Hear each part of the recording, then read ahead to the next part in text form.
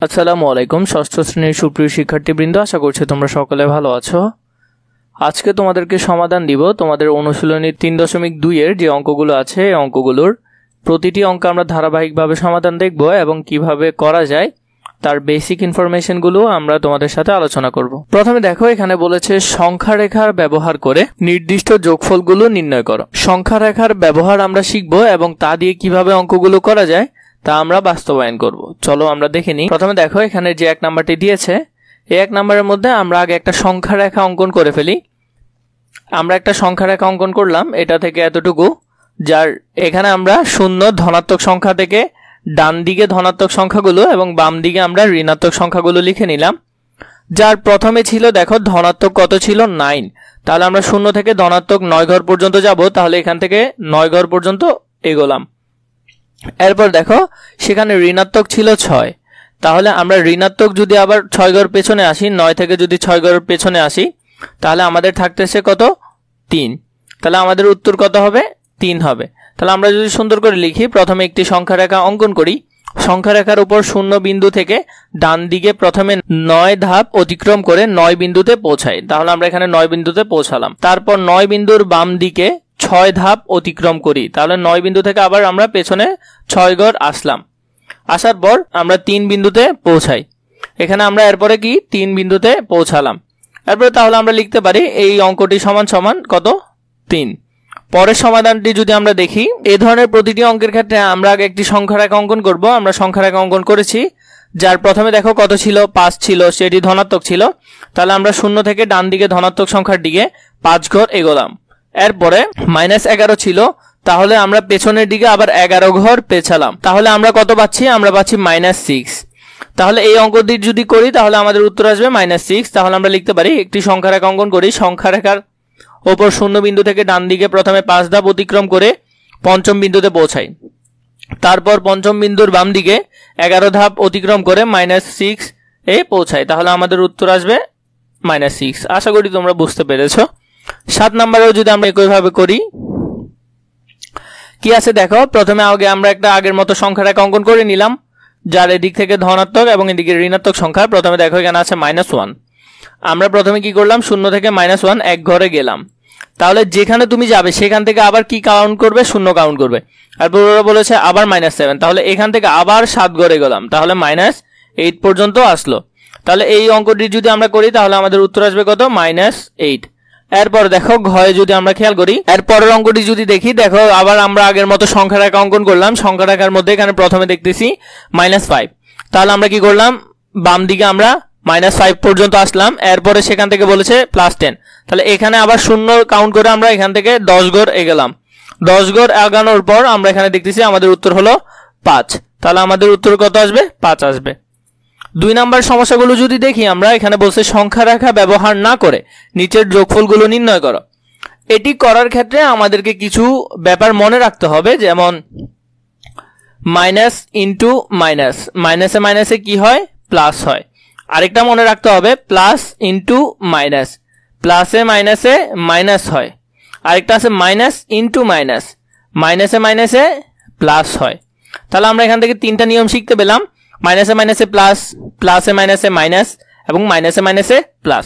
এই লেখাটুকু তোমরা তোমাদের খাতায় নোট করে ফেলবে বা বইয়ের পাশে লিখে ফেলবে, এটি তোমাদের বারবার কাজে লাগবে। আমি বারবার অঙ্কের মধ্যে সেটা তোমাদেরকে দেখাবো। চলো প্রথম অঙ্কটি আমরা দেখে নিই। এখানে আছে কি 11 প্লাস ব্র্যাকেটে -7। এই যখন দেখবে এই ধরনের আকারে আছে, তার মানে ব্র্যাকেট থাকার মানে কি এটা গুণ আকারে আছে। যোগ চিহ্ন আর বিয়োগ চিহ্নটা কি আকারে আছে, গুণ আকারে। সমাধানটা যদি আমরা আগে লিখে নিলাম এখানে। এখন দেখো প্লাস আর মাইনাস, প্লাসে মাইনাসে মাইনাস, আমরা একটু আগে শিখলাম প্লাসে মাইনাসে মাইনাস। 11 লিখলাম, মাইনাস লিখলাম, 7 লিখলাম। 11 থেকে 7 চলে গেলে কত হয়, 4 হয়। এরপরের অঙ্কটি যদি দেখি তাহলে এখানে দেখো -13 আছে, প্লাস এবং প্লাস এদিকে আছে 18। -13টা আমরা -13 মতো লিখে ফেললাম এখানে, এখানেও প্লাস এখানেও প্লাস, প্লাসে প্লাসে প্লাস, তাহলে -13 এবং এদিকে হলো যে +18। আমরা কি করলাম, +18টাকে সামনে আনলাম এবং -13টাকে পেছনে নিলাম, তাহলে 18 থেকে 13 চলে গেলে আর কত থাকে, 5 থাকে। এরপর দেখো ঘ নম্বরের মধ্যে যদি আমরা দেখি, এখানে আছে -10 প্লাস ইন্টু প্লাস 90। তাহলে আমরা যদি আগে এটাকে লিখে ফেলি, +10 আমরা -10 আমরা লিখে ফেললাম, এখানে প্লাস এখানে প্লাস, প্লাসে প্লাসে প্লাস, একটা প্লাস বসালাম, 19 বসালাম। 19কে আমরা কি করব, সামনে নিয়ে আসবো এবং মাইনাসটাকে পেছনে নিয়ে যাব। প্লাসটাকে সামনে নিয়ে আসলাম, মাইনাসকে পেছনে নিয়ে গেলাম, তাহলে 19 থেকে 10 চলে গেলে আর থাকে 9। এর পরের অঙ্কটি আমরা সমাধান করি। -1 এদিকে আছে প্লাস, এদিকে আছে মাইনাস, তাহলে আমরা এখানে কি করব, প্লাস মাইনাস আবার গুণ করব। এখানে আছে প্লাস, এখানে আছে মাইনাস, আবার প্লাস মাইনাসে গুণ করব। তাহলে আমরা এখানে আগে লিখে নিলাম -1, এরপরে হলো যে প্লাসে মাইনাসে মাইনাস, -2 লিখে নিলাম, আবার এটা প্লাসে মাইনাসে মাইনাস, -3 লিখে নিলাম। এটাও মাইনাস, এটাও মাইনাস, এটাও মাইনাস। যখন তিনটাই মাইনাস আকারে থাকবে আমরা তিনটা থেকে একটা চিহ্ন আগে বসাই ফেলবো এবং সংখ্যাগুলো কি করব, যোগ করব। এখানে সংখ্যাগুলো আমরা যোগ করে মোট সংখ্যাটা এখানে বসাবো। তাহলে 3 আর 2 এ 5, 5 আর 1 এ 6, তাহলে -6। তারপর 1 নম্বরে যদি আমরা দেখি 1 নম্বরে কি আছে, তাহলে দেখো আমরা এটা পাশে করছি, এখানে একটা একটু বুঝতে কষ্ট হবে তোমাদের। -2 আমরা আগে প্রশ্ন থেকে -2 লিখে নিলাম, -2। এরপরে আছে +8 লিখে নিলাম, +8। এরপরে আছে প্লাস ইন্টু মাইনাস, তাহলে প্লাসে মাইনাসে মাইনাস, তাহলে মাইনাস কত, 4। এটা -2, এটা -4, তাহলে 4 আর 2 এ মাইনাস আর মাইনাস, মাইনাস মাইনাস থাকলে আমরা আগে একটা মাইনাস নিয়ে নিব আর সংখ্যাগুলো যোগ করব। 4 আর 2 যোগ করলে 6, এখানে আছে +8। এখন আমরা এতক্ষণ কি শিখেছি, যোগটাকে আগে নিয়ে আসবো, বিয়োগটাকে পরে নিয়ে যাব। তাহলে 8 কে আগে নিয়ে আসলাম আর এদিকে আমরা 6 রাখলাম। সামনে যোগ চিহ্নটা দিতে হয় না, কিছু না থাকা মানে যোগ থাকা। তাহলে 8 থেকে 6 চলে গেলে আর কত থাকে, 8 থাকে 2, তাহলে এই উত্তর আসলো 2। তোমরা চাইলে এই নিয়মটা করতে পারো, তাইলে এই নিয়মটাও করতে পারো, এটা অনেকটা সহজ হবে তোমাদের জন্য। এরপর দেখো 3 নাম্বার আমাদেরকে কি বলেছে, বলেছে যোগ করো। এই সংখ্যাগুলো এখন আমরা যোগ করব। এখানে এবং কমা এই দুইটির জন্য তুমি এখানে যোগ চিহ্ন ব্যবহার করবে, এবং কমার জন্য কি ব্যবহার করবে, যোগ চিহ্ন। তাহলে দেখো এখানে আছে 137 এবং -35, তাহলে এটার জায়গায় আমরা এবং এর জায়গায় কি ইউজ করব, যোগ চিহ্ন ইউজ করব। তাহলে এখানে আছে যোগ, এখানে আছে বিয়োগ, প্লাসে মাইনাসে মাইনাস। 137 থেকে 35 চলে গেলে আর থাকে 102। এরপর আছে -52 এবং এদিকে আছে এবং 52। তাহলে এবং এর জন্য আমরা কি ইউজ করব, যোগ চিহ্ন ইউজ করব। তাহলে এখানে আগে আমরা এটা লিখলাম, এরপরে যোগ চিহ্ন দিয়ে এটা লিখলাম। এখন আমরা যদি ব্র্যাকেট উঠাই ফেলি তাহলে -52 এদিকে +52, যোগটাকে আগে নিয়ে আসলাম, বিয়োগটাকে পরে নিয়ে গেলাম, তাহলে 52 -52, তাহলে আর কত থাকে, 52 থেকে 52 চলে গেলে 0 থাকে। এখানে আছে -31, এখানে আছে 39 এবং এখানে আছে 19। তাহলে কমার জন্য আমরা যোগ চিহ্ন ব্যবহার করব এবং এর জন্য যোগ চিহ্ন ব্যবহার করব। চলো আমরা এখানে যোগ চিহ্ন ব্যবহার করে দেখি। তাহলে -31 আমরা লিখে নিলাম, এদিকে আছে কমার জন্য আমরা যোগ ব্যবহার করলাম, 39 লিখলাম, এবং এর জন্য কি ব্যবহার করলাম, যোগ ব্যবহার করলাম। এখন দেখো এটাও যোগ, এটাও যোগ, তাহলে দোনোটা যোগ যদি আমরা করি, এটা আর এটা যদি যোগ করি কত হয়, যোগ চিহ্ন আগে বসালাম, 39 আর 19 যোগ করলে 58 হয়। তাহলে এদিকে হলো যে -31 আর এদিকে হলো +58। যোগটাকে আগে লিখলাম, বিয়োগটাকে পরে লিখলাম, তাহলে 58 থেকে 31 চলে গেলে আর থাকে 27। এরপর অঙ্কটির সমাধান দেখি আমরা। এখানে আছে -50, এখানে আছে 200 এবং এখানে আছে 300। এই অঙ্কটি যদি আমরা আলাদা করে করি, কারণ এখানে এটি তোমাদের হয়তো বুঝতে কষ্ট হতে পারে। যেমন ধরো আমরা আগে -50 লিখে নিলাম, এরপরে আছে কমা।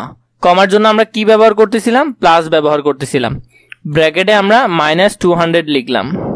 এরপরে দেখো এখানে আছে এবং 300, তাহলে +300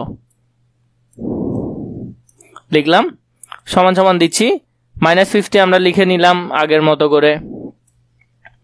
তাহলে এটা যদি গুণ করি, প্লাসে মাইনাসে মাইনাস, মাইনাস কত, 200 লিখলাম, আর এদিকে তো 300 মতোই আছে। এটাও মাইনাস, এটাও মাইনাস, আমরা মাইনাস নিলাম। এবং 50 আর 200 যোগ করলে কত হয়, সংখ্যা তো যোগ করতে হয়, আমরা জানি 250 হয়।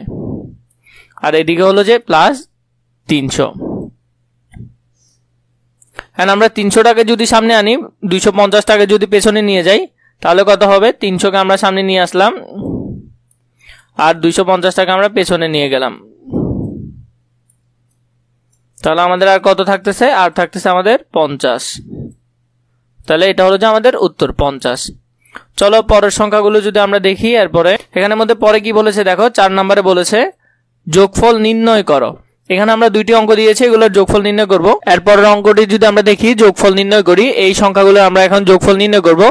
চলো আমরা পাশাপাশি করি। এখান থেকে এই অঙ্কটা আমরা লিখলাম, এটার পরের লাইনগুলো আমরা আলাদা করে করি। এখানের অঙ্কটা হয়তো তোমাদের বুঝতে কষ্ট হতে পারে। -7 আমরা লিখে ফেললাম, -7, এরপরে আছে প্লাস আর মাইনাস, তাহলে প্লাসে মাইনাসে গুণ করলে প্লাসে মাইনাসে মাইনাস, -9 লিখলাম। এরপরে আছে এখানে প্লাস, এখানে আছে প্লাস, তাহলে এটাও প্লাস, 4 এটা প্লাস 16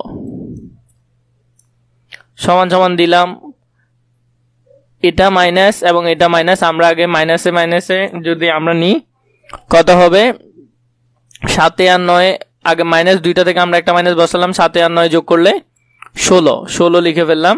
এরপর দেখো এখানে প্লাস, এটা 4 আর 16 যোগ করলে কত হয়, 20 হয়। আমরা এদিকে 20 লিখলাম। তাহলে যোগটাকে সামনে আনি, বিয়োগটাকে যদি পেছনে নিয়ে যাই তাহলে 20 বিয়োগ 16, তাহলে 20 থেকে যদি 16 চলে যায় আর কত থাকে, আর থাকে 4। তাহলে উত্তর হবে 4। তোমরা চাইলে এটাও করতে পারো, চাইলে এটাও করতে পারো, তোমাদের ইচ্ছা। এরপর দেখো খ নম্বর এখানে কি বলেছে, খ নম্বর এখানে বলেছে প্রথমে আছে 36, এরপরে এখানে আমরা এটাকে কি করব, সংখ্যা চিহ্নগুলো গুণ করব, এখানেও গুণ করব, এখানেও গুণ করব। যদি আমরা লিখি তাহলে 37 এর জায়গায় 37 আমরা যদি এখানে আলাদা করে লিখি, প্রথমে 36 এর জায়গায় 37 লিখে নিলাম, প্লাসে মাইনাসে গুণ করলে কি হবে, মাইনাস, মাইনাস কত 2, এটাও প্লাসে মাইনাসে গুণ করলে মাইনাস, মাইনাস 65, এখানেও প্লাসে মাইনাসে গুণ করলে মাইনাস, মাইনাস 8। এরপর আমরা বাকি অঙ্কটা করি এখান থেকে। এখানে দেখো এটার সামনেও মাইনাস, এটার সামনেও মাইনাস, এটার সামনেও মাইনাস। আগে আমরা 37টা লিখে নিলাম, সবগুলো মাইনাসের জন্য আমরা একটা মাইনাস দিলাম এবং সংখ্যাগুলো যোগ করতে হয়। তাহলে 8 আর 2 যোগ করলে 10, 10 আর 65 যোগ করলে কত হবে, 75 হবে, 75। 37 থেকে যদি 75 চলে যায়, দেখো এখানে বড় সংখ্যা কিন্তু বিয়োগ আকারে, তাহলে আগে বিয়োগ সংখ্যা তোমাকে দিতে হবে, এবং 75 থেকে 37 চলে গেলে আর থাকে 38, এবং সেটি মাইনাস থাকবে কারণ বড় সংখ্যার আগে মাইনাস চিহ্ন আছে। যে বড় সংখ্যার আগে যে চিহ্ন থাকে তোমাকে সেটি বসাতে হবে। এছাড়া তোমাদের কোন অধ্যায়ের ভিডিও প্রয়োজন তোমরা আমাকে সেটি কমেন্ট করে জানাবে, আমি তোমাদের জন্য সেটি তাড়াতাড়ি রেডি করব।